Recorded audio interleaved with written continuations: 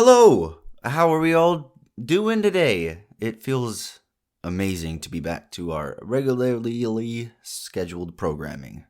I'm a very habitual person, and when my schedule changes, I feel like everything is going to fall apart. I know it won't, but anxiety. The other day, I finished this sort of dumb but kind of fun storybook, and I even had it printed out and everything, and it turned out so much better than I could have ever hoped for, and I kind of want to do it again. It was just this silly little, it doesn't matter. But the whole process itself was enjoyable. And this time around, I kind of want to create this horror children's story that really isn't for children. I've got a few ideas like a horror haiku picture book, or lately I've been thinking about these underwater cannibal children. But my favorite is, you know how as a child you used to just hide in those clothes racks and then your mom would lose you? I kind of want to flip that and tell a story about this child who goes in there, and then Narnia style, it's a portal to like hell or something, and he can't find his mom. I don't know, but that's the outlet I chose to explore these ideas with. It's going to be fun. I'll keep you updated on that front, even if you don't care. Enough about me, though. Today is all about cults. Specifically, and I'm sure you're familiar with the story, the Canadian Anthill Kids. My name is Eli, and this is Murder in the Morning.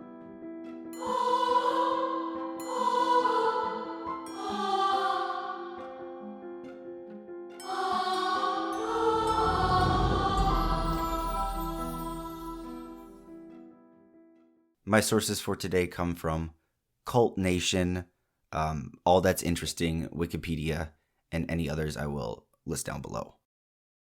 What is the hardest cult to join? A difficult. No? Okay, how about this? Why can't you get out of a sex cult with R. Kelly? Because once you're in, you're in. Because he pees on people. To understand the Anthill Kids and their cult, we first must understand their leader, Roch Theriault. I thought it was Roch Theriault or Theriault, but he's French and it's Roch Theriault. According to All That's Interesting, Roch was born into a family of 7 children on May 16th, 1947 in Quebec. Roch Theriault endured a tumultuous life from the very start. He claims to have been abused by his father, but evidence of that alleged abuse was never found. The family was devoutly Catholic, and young Roch developed a strong hatred for that religion. During his childhood, he abandoned formal education at school and began studying the Old Testament. He firmly believed that a cosmic conflict between forces of good and evil would occur in 1979, and that an apocalypse would destroy the world. In his teenage years, he displayed signs of aggression, including violent outbursts at friends and family members, those close to him. It was also around this time when he developed a horrible drinking habit, which only continued to worsen throughout his life. His then current beliefs with the Old Testament and the cosmic forces of good and evil lined up much better with Seventh-day Adventists rather than the Catholics, and so he converted to their religion. He also lived by their rules: no tobacco, no unhealthy foods, no alcohol or drugs. The no alcohol part, it seemed, was optional for him. I can't find any record indicating he actually went sober. Quote, when Theriault converted to the SDA Church, the Seventh-day Adventists, he was enthralled with these strict rules and was known to enjoy being a member of that church. He and his eventual wife were very active members and were liked by most of the church. He would organize meetings and seminars for them, he followed their beliefs to the letter, and he even changed his first name from Roch to Moise, I believe, which known in English is Moses, after the biblical prophet who delivered the Jews from Egyptian slavery. It is said Theriault was smart, charming, and frustrated, end quote. In 1977, soon after this conversion of faith, he declared himself a prophet. not only named himself after a prophet, but he said he was, in fact, a prophet. Theriault was a charismatic man, good at persuading others to do his bidding, and while organizing seminars for the Adventist, he, quote, convinced a group of people to leave their jobs and their homes to join him in a religious movement. He formed this cult in 1977 in Sainte Marie, Quebec, with the goal to form a commune where people could freely listen to his motivating speeches, live in unity and equality, and be free of sin. It's also reported in places that he only started this group because the Seventh-day Adventists kicked him out due to the extreme nature of his seminars. They would begin normal, and then people within the church started to almost fear him a little bit, so they kicked him out. The group that followed him and formed this cult, he prohibited them from contacting any of their families and contacting the Seventh-day Adventist Church, as this was against his new cult's values of freedom, end quote. This is a common tactic that cults often use, isolating members. The cult ensures that the members build their entire personality and lives around this cult, eventually causing the members to believe that the cult and themselves are one and the same. According to Wikipedia, Theriault's fear of the end of the world continued to grow. He claimed that God had warned him personally that it would come in February of 1979, and he used this commune to prepare for it. In 1978, in preparation for the end of the world, Theriault moved his commune by hiking to a mountainside he called the, quote, Eternal Mountain in Hope, which is in a sparsely populated area of the Gaspe Peninsula, or Gaspé. It's French. Again, I apologize. Where he claimed they would all be safe from the end of the world. There, he made the commune build this new town while he relaxed, comparing them to ants working on an anthill, hence the name Anthill Kids. Anthill Kids. Real quick, the Gaspé Peninsula is extraordinary. I had never heard of it before, but it has, I think, 4 national parks, an exquisite coastline, massive mountains, and it's just the most beautiful place for a cult. Plus, everybody speaks French, which has no right being that sexy. I swore I fell in love with every single server while I was in Montreal last weekend, male or female, simply because of how they sounded. Bonjour. Anyway, life inside the commune, at least at first, was as normal as any commune could be. They fended for themselves, grew their own food, made their own clothes, and sold baked goods for money. Things would escalate very quickly. Quote, 1979 came and went, but the world did not, surprisingly, end. Theriault explained this away by saying our world and God's world run on different time zones. However, this lack of explanation didn't stop his followers from continuing to romanticize him and proclaiming him as their absolute leader, end quote. This failure of him to predict the end of the world only inhibited him to follow other avenues of power and control, rather than fortune-telling. So, Theriault told all of the women that they were now his wives and they have to bear his children. They listened, and ultimately, he had 8 wives and would father a total of 23 children within the commune. But polygamy was the least of their worries. According to All That's Interesting, over time, the Anthill Kids began engaging in extreme religious practices, including self-mutilation and corporal punishment. Theriault's followers suffered both severe physical and sexual abuse, including being burned with a welding torch and having their fingers cut off with wire cutters. Theriault's reign of terror worsened as he claimed divine authority and performed brutal acts of violence. These would include amputations, branding, and even murder, all in the name of religious purification. As his paranoia and drinking problem worsened, like I said, he never put the bottle down, he became increasingly authoritarian, imposing severe restrictions on his followers' lives. For example, the Anthill Kid members were forbidden from interacting with each other, like talking, without his presence. They couldn't engage in any sexual activity without his approval. And to ensure his followers were completely devoted to him, he enforced uniform tunics to symbolize equality within the commune. Far worse, he committed, again, horrific acts of mutilation, including amputating the arm of one of his friends, quote, friends, and removing 8 of her teeth. He was also accused of castrating a 2-year-old boy and an adult man. His punishments for his perceived disobedience were extremely cruel. It was both physical and psychological torture. The abuse soon extended to children, who suffered sexual assault, burning, having rocks thrown at them while they were nailed to a tree. According to the cult nation, Theriault started spying on his followers, and when he deemed them not devoted enough, he would punish them. If a person wished to leave this cult or sect, Theriault would become enraged and punish them by hitting them with belts or hammers. He would suspend them from the ceiling and pluck each and every hair on their body individually, and then sometimes he would just poop on them. Quote, there were many other disciplinary practices that he used. He forced members to break their legs with sledgehammers, to shoot each other in the shoulder, to eat their own and each other's feces, insects, and rats. Again, he would nail children to a tree and force other children to throw rocks at them. Furthermore, he would burn his followers by making them sit on lit stoves. He would cut off arms and legs without warning. He made them sit naked in the cold where he would whip and then beat them. Nothing was too cruel a punishment for Roch Theriault.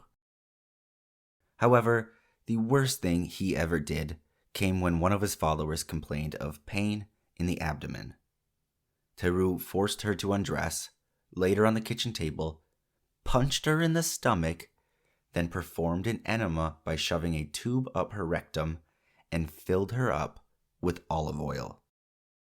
Then he cut her stomach open, ripped out parts of her intestines with his bare hands, and forced another member to stitch her up.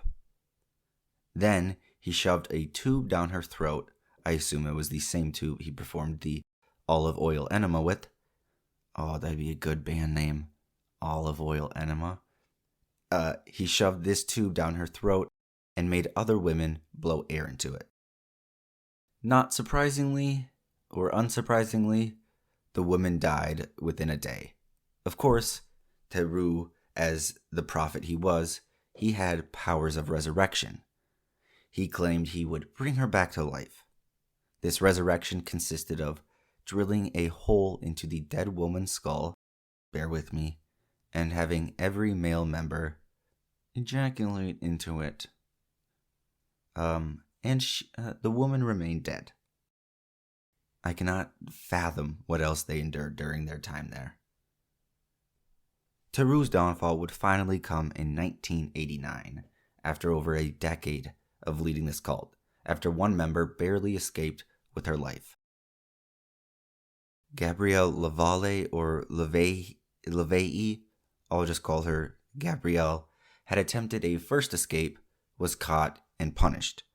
Theriault snapped off her fingers, or one of her fingers, sawed through both of her arms with a not sharp hunting knife, removed one of her breasts, and then fractured her skull with an axe.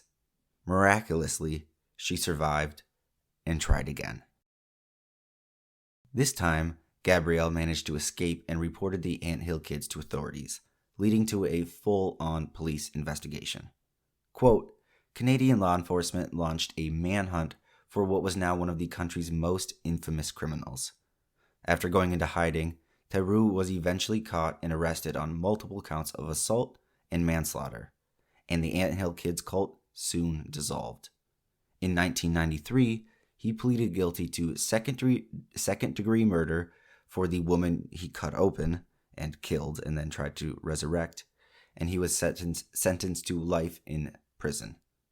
But even after being captured, he fathered 4 more children with remaining female followers during conjugal visits. Yes, they still thought he was a prophet. He also made headlines in 2009 when he attempted to sell his artwork through a true crime auction house. On February 26th of 2011, at the age of 63, Theriault met a violent end in Dorchester Penitentiary when his cellmate, Matthew Gerard MacDonald, a convicted murderer, stabbed him to death. MacDonald then told a guard, quote, "That piece of shit is down on the range. Here's the knife. I've sliced him up." Finally, Theriault's reign of terror had come to an end. The man who had killed him, MacDonald, had already been sentenced to life for murder, hence the nonchalant nature. And that, my friends, is the horrifying story of the Ant Hill Kids cult. I know this story has been talked about endlessly, and I do try and quite often highlight lesser known stories, but sometimes it's nice to take a deep dive and possibly learn something new that you may not have known before. Also, before I move on, I just want to highlight this last piece from Cult Nation. Quote, "It's easy to say you would never accept being treated this way, but yet these normal, ordinary people endured endless torture from a liar, a drunk, and a sadist, just because their beliefs matched up with his. It is truly frightening what charisma and religious fervor can make a man." Anywho, like I always say, I hope you enjoyed today's episode. I truly appreciate the ongoing support. If you'd like, stick around for another bonus cult story after the music. Okie dokie. Bye-bye. Love you.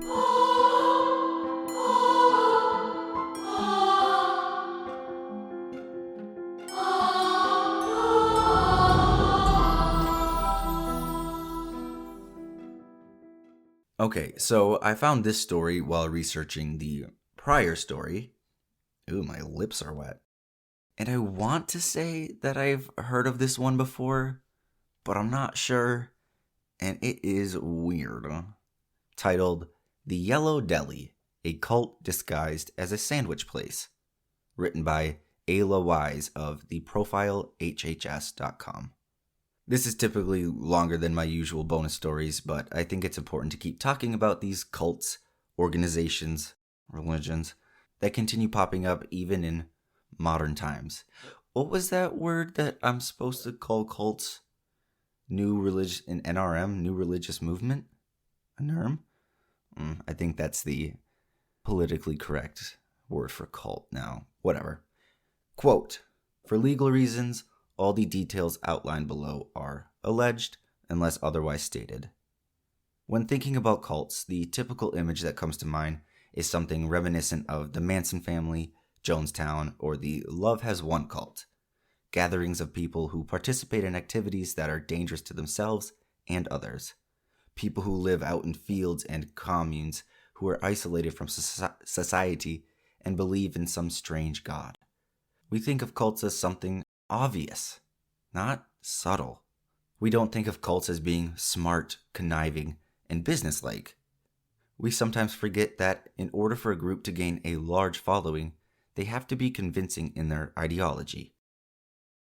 The Yellow Deli has nearly 30 locations, ranging from South America to Japan, most of its locations being centered in the United States, however.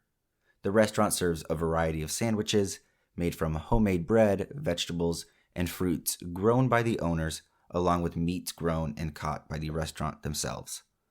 They serve a variety of drinks and teas as well, along with the desserts that many reviewers have declared, quote, magical. The restaurant interior is fashioned out of repurposed wood and provides a feeling that one commenter had described as, quote, stepping into a fantasy book. Murals line the walls, detailing groups of people around a campfire or the founding story of the company itself. Upon first glance, nothing seems out of place. But then you notice the staff, mostly men, all of whom have beards and long hair tied back in a bun. That same mural detailing the founding of the company speaks about a utopia that was impossible to create and the need for everybody to, quote, come together. None of these things are necessarily off-putting, until you notice the free papers on the side of the countertop. Papers detailing the religion of the 12 tribes. That's when you realize that there are almost no other patrons in the restaurant besides yourself. You then realize that most of the locals avoid this place, and for good reason. And then it hits you. You've walked into a cult sandwich shop. The Yellow Deli has long acted as a front for one of the most prominent cults in the United States, the 12 Tribes of Israel. It was first established in 1972 in Chattanooga, Tennessee by Elbert Springs. Springs founded a community out of intense dissatisfaction with the current religious movement within America and preached his own idea of what a religion should look like. Springs soon gained followers and would later operate out of his home and then creating a coffee shop named, quote, The Lighthouse. The group would later buy multiple properties and create the Yellow Deli, which would become one of the group's discreet recruitment methods. The Yellow Deli is seen as an often unassuming restaurant, one that promises affordable, homemade food in a pleasant atmosphere. However, during the meal, if the restaurant staff decides to peg you as a potential member, they try to ease you into their ideology. According to various sources, a member of the staff will approach the customer, asking questions such as, where are you from? Where are you going? Questions that seem like normal small talk, which then leads the patron into asking them questions as well. If they somehow get to, what is it that you guys do around here? Or how'd you get into this business? They begin to answer by touching on the topic of their religion. If asked any clarifying questions about what they believe in, they inform the patron about the 12 tribes and the beliefs of the community. Not something you typically want to talk about at lunch. Although I have gotten, instead of tips before at the bar, I've gotten little cards with a Bible verse, and it says like, you are loved. And I'm like, and I'm poor. I'd rather have $1. According to the 12 Tribes website, they believe in the Master Yeshua, the original Hebrew name for Jesus, and all of his teachings, part of which is living in a community with other believers. This apparently entails believers to, quote, forsake everything they have for Yeshua, which will then allow them to live in this radical new society, one which evidently leaves members isolated from other communities. The 12 tribes have set up The 12 tribes have set up multiple, quote, community homes across the U.S. and other countries, where members partake in various jobs to create a source of income. That could entail farming, factory working, or restaurant maintenance, all of which help supply both their various businesses and communities. It's now that I'm saying all this, it's essentially a farm-to-table cult. According to their website, working in this fashion is meant to bring the community further together while also supplying their business pursuits. The community apparently follows a mixture of messianic Hebrew culture and Christianity, inspired by their founders' belief. According to an entry from encyclopedia.com, where it appears that the members of the community wrote their own page entry, this group follows, quote, strict moral codes. Furthermore, the community states there and on several occasions that they do not spread hate as it goes against their beliefs. However, several situations have occurred that refute these claims massively. According to numerous sources and accounts from ex-members, the 12 Tribes is evidently queerphobic, racist, and abusive towards children. Ex-members say that the community teaches of the need for non-white, primarily black people, to be subservient to the white race, even going as far as to justify it through religion, specifically through one passage in the Bible, Genesis 9:20 through 25. In the passage, it describes the, quote, curse of Ham, a passage long used by members of the KKK and other hate groups to justify slavery and the killing of racial minorities. In fact, in a video by the YouTuber Anthpo, Anthpo, where the vlogger and his friends infiltrated the 12 tribes to an extent, some members stated that they, quote, knew people whose grandparents were slaves and, quote, loved it. The group has also been known to be racist towards other minorities, but focuses primarily on black people. But, unlike their racism, the group has had a harder time hiding their queerphobia, their anti-LGBTQ+. On their website, the group stated, quote, "We do not approve of homosexual behavior. We do not regard it as a genetic variation, a valid alternative lifestyle, or a mere physiological quirk. We embrace what God says on this subject without regard for political correctness. Homosexual behavior is immoral and can be mortally dangerous." And then they proceed to justify their beliefs through, again, religious biblical quotes, such as Leviticus 18:22 and Corinthians 6:9.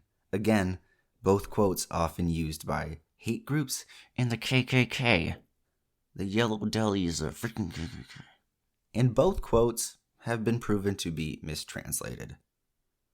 Furthermore, the founder of the group, that Albert Springs, he had gone on record to say that, quote, all gays deserve to die. Can you imagine if my brother just walked past my room and only heard that?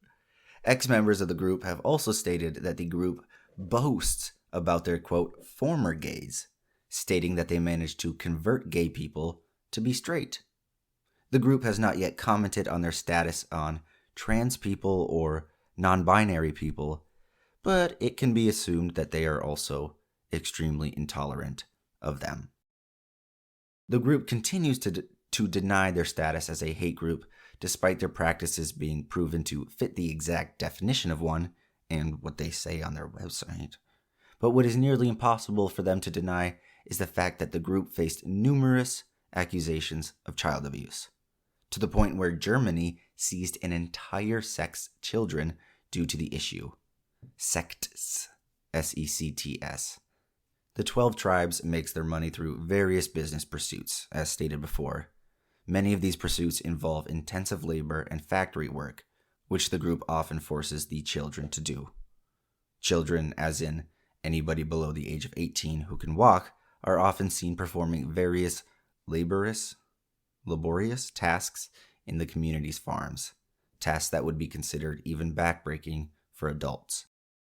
And while the use of child labor may not seem off-putting to some, try the continuous beatings and emotional abuse of children. The group has defended itself against these accusations of child abuse by stating that they simply spank kids, but it has been proven numerous times that the group does not only spank kids, but rather beat them into submission. You pissed on the toilet seat. Come here, you little fucker. Bah, bah, bah, bah. Come here, Jimmy, you shit for brains.